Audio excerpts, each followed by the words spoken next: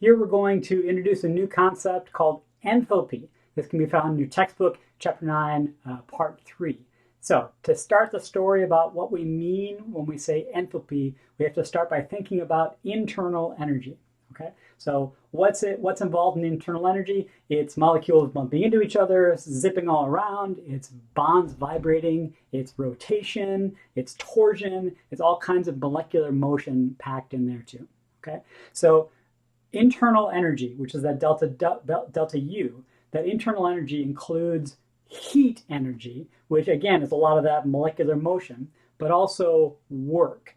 So think about sort of pushing a piston up, right? So primarily when we say work, we're thinking about changing volumes, okay?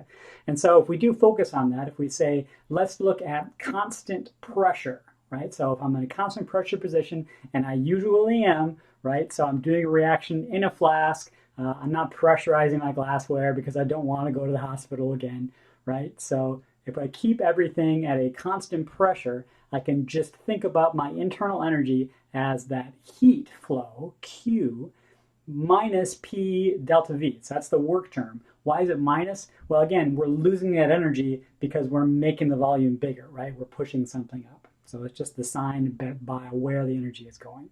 What is enthalpy then? Enthalpy, we're going to define it as that internal energy plus that work, that P delta V term. And so if I rearrange all these equations, it basically just tells me that if I'm looking at constant pressure, and I usually am, my delta H is just my Q. So enthalpy is heat flow. So when I talk about a change in enthalpy, I'm thinking about heat flowing into a system or out of a system. This picture is called a potential energy surface, hopefully for obvious reasons. There's potential energy as your y-axis, right? Again, that's lots of molecular motion, vibration, rotation, etc. Okay?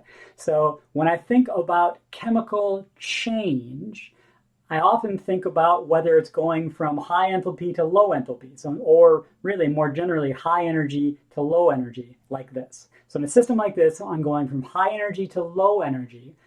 That usually means I'm trading in weak bonds for strong bonds, or weak interactions like the kind of intermolecular forces that we've been talking about, right? Hydrogen bonds, London forces, etc. That I'm trading in weak for strong, okay? So again, going high energy to low energy, that usually tells me it's less stable to more stable, right? Lower in potential energy is more stable, and that's how we use the word stable in chemistry. In this picture, I'm losing potential energy. I'm losing heat. Heat is flowing out of the system. And so my delta H is going to be negative, right? I'm losing enthalpy, losing heat flow. And so we call this an exothermic reaction.